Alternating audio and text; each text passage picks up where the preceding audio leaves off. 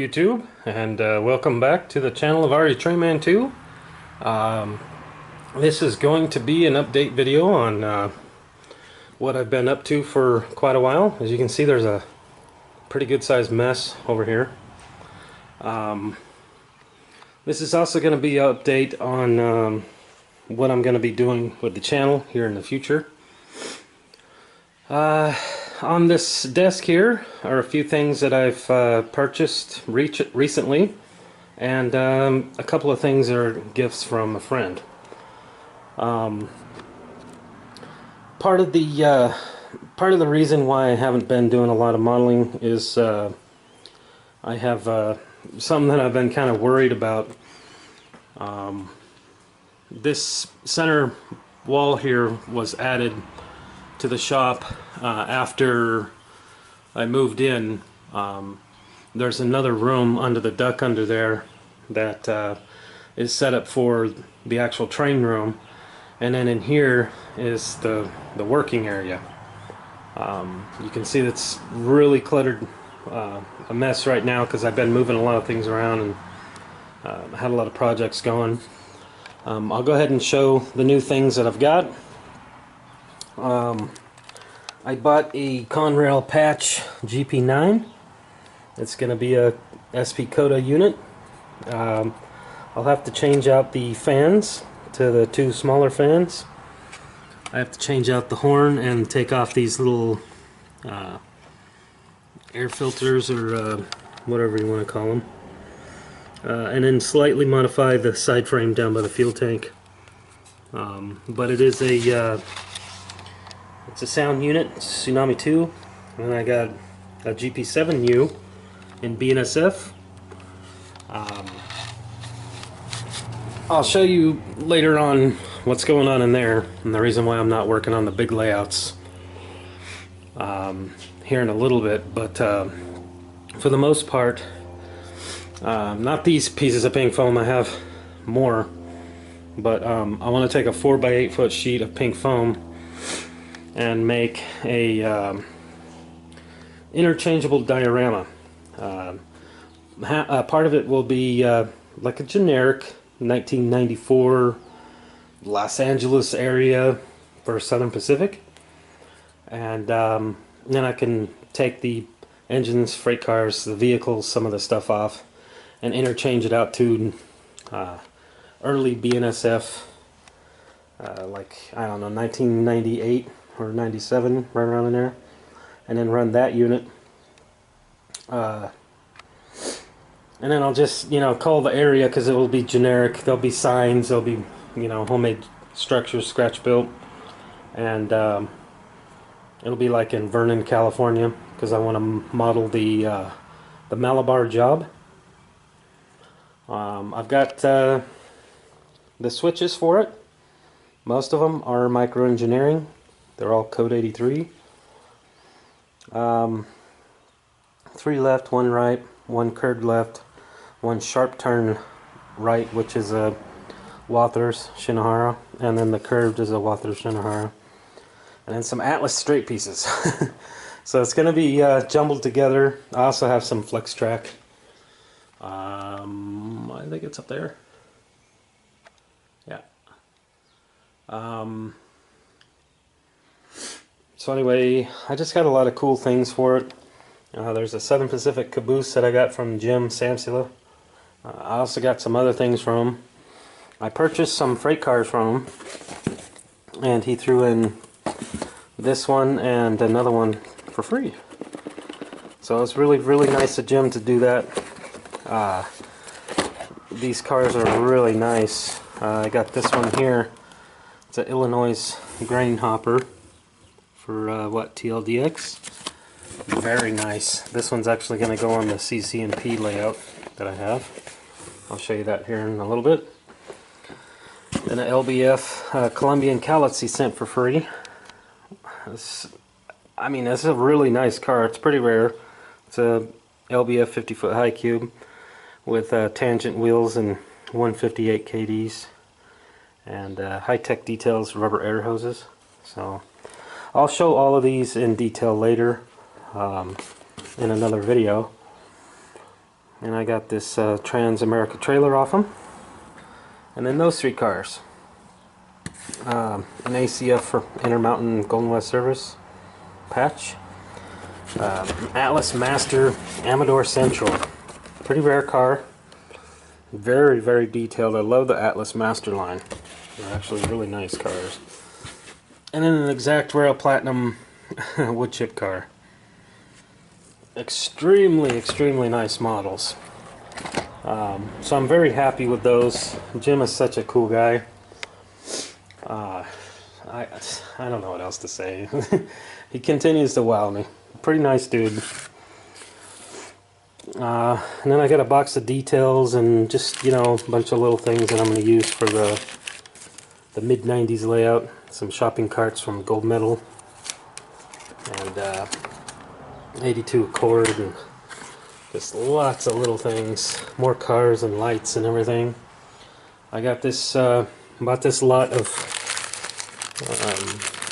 Trident vehicle parts. There's a lot of stuff in there. I got the Silly Winks color foam for the concrete and the asphalt. And then I got these Dave's decals sheets. I got the Coda decals there for the GP9. That's not everything for that little layout. A lot of the freight cars are over here.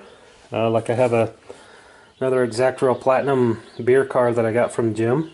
I bought that one from him a while back, actually. A couple months ago, I think. And then, I don't know, it's not very organized right now, so I'll go through it and show you guys some other time.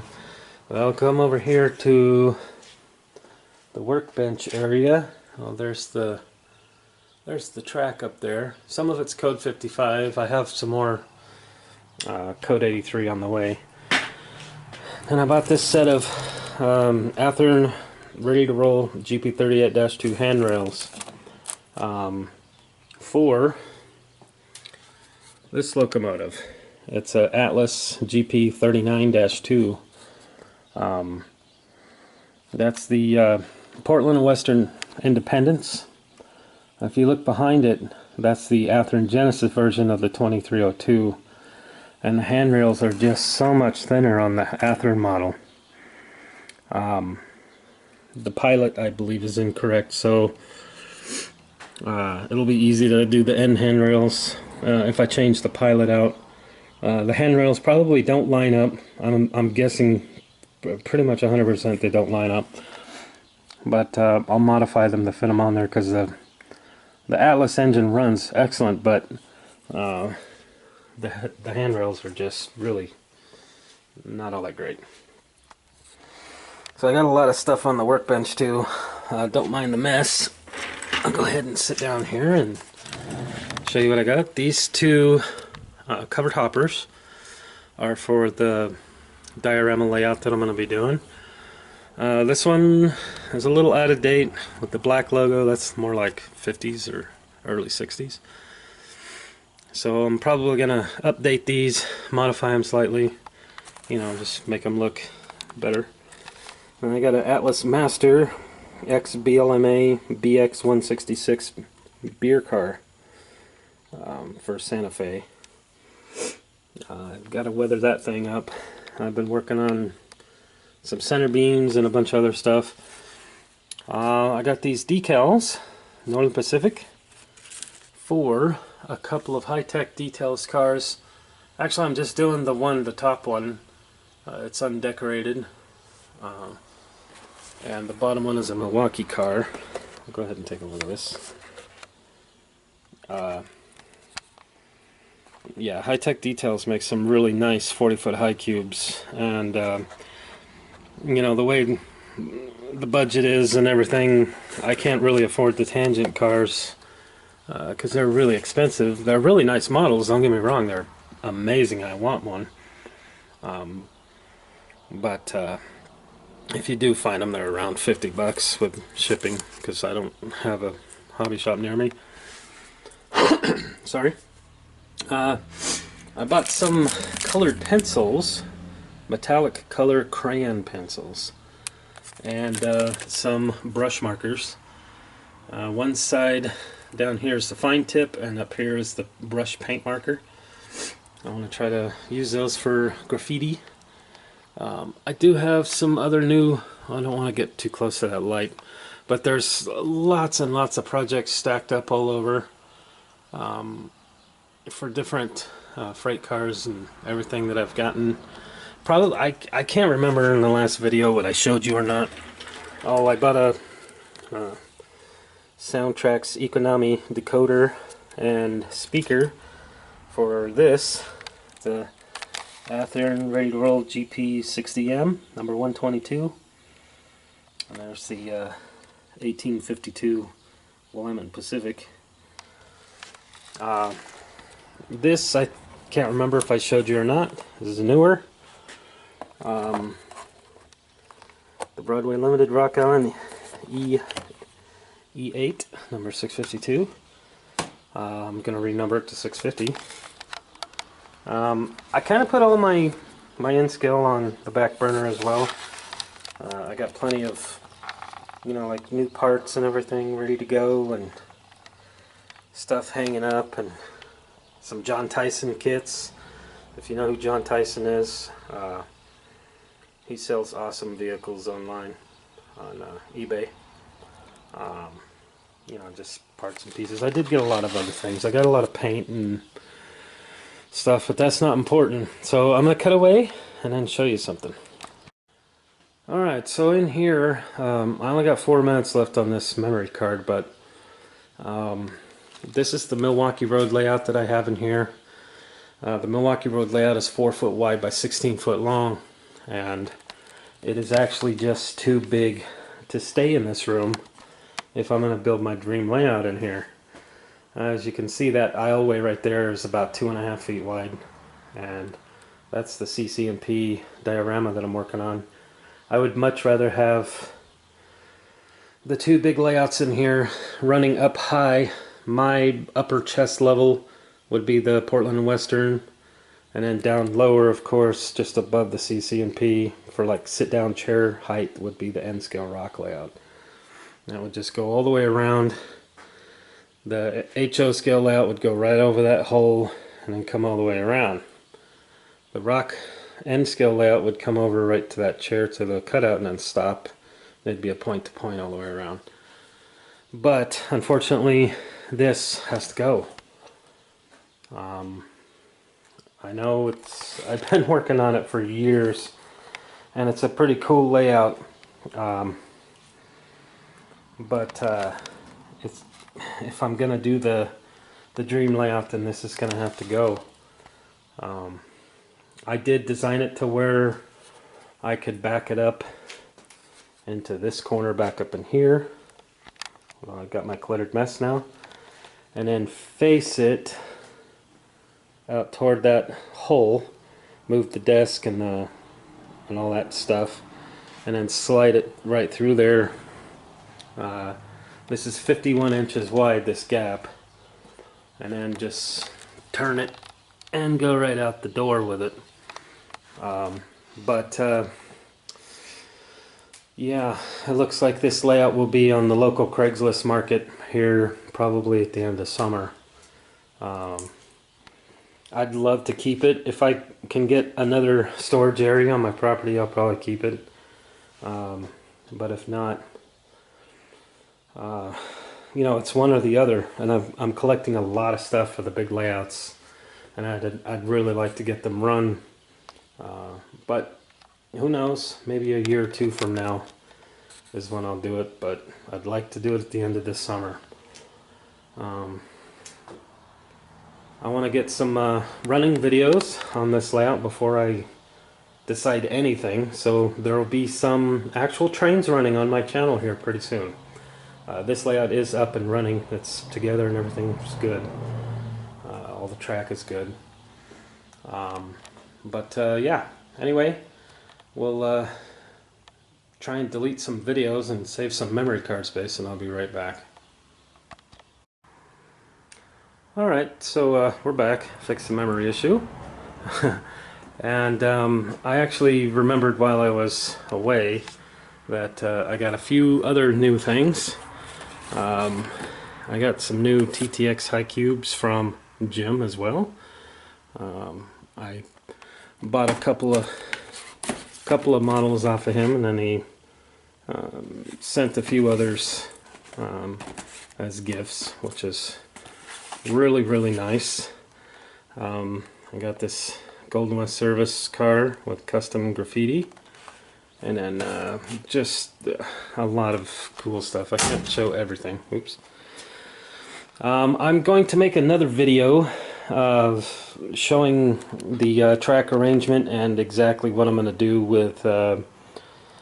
with this Southern California layout. It's going to be on a 4x8 foot sheet of pink foam. Yeah, a full 4x8 foot sheet.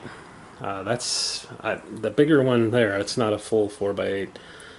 If you combine both of these and take off 2 inches, I think that makes it, or 1.75 inches or something, it makes a full 4x8, which is very large for one piece of a diorama. The whole thing is going to be Southern California, like, I don't know, Anaheim or Vernon, California. I think the LAJ runs through Vernon, and a couple other small cities. So that's what that's going to be. Hopefully it turns out pretty nice. The weather is not really great right now, otherwise I'd take you out and show you the photography area I like to go. I'll put up a picture, I guess, right now.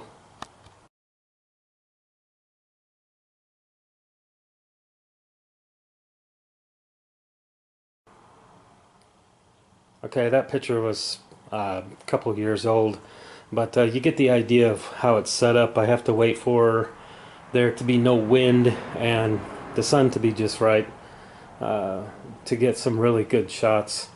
And you know, that's the whole reason why I built this the way it is. The workshop is pretty much up in there. My wife's bead station is there. And then of course the cat takes over that chair all the time. This is usually a spot for big projects on this table, and then this table sits like this in the room, but I'm getting ready to move in some building supplies in this little area right here. But the big door, it's a 10 by 10 or 10 by 12 or something. I open that up to take the dioramas out and take them right outside, and then I take them around here, and you can see there's my yard. It's not real clean right now, but then I take it around and take it out to, well, you can't see the table, but it's through the bushes over there somewhere, and then you get a view of out to the you know, the farm fields and, you know, barns and everything. I know it's not a farm area, but you know, for the Southern California area.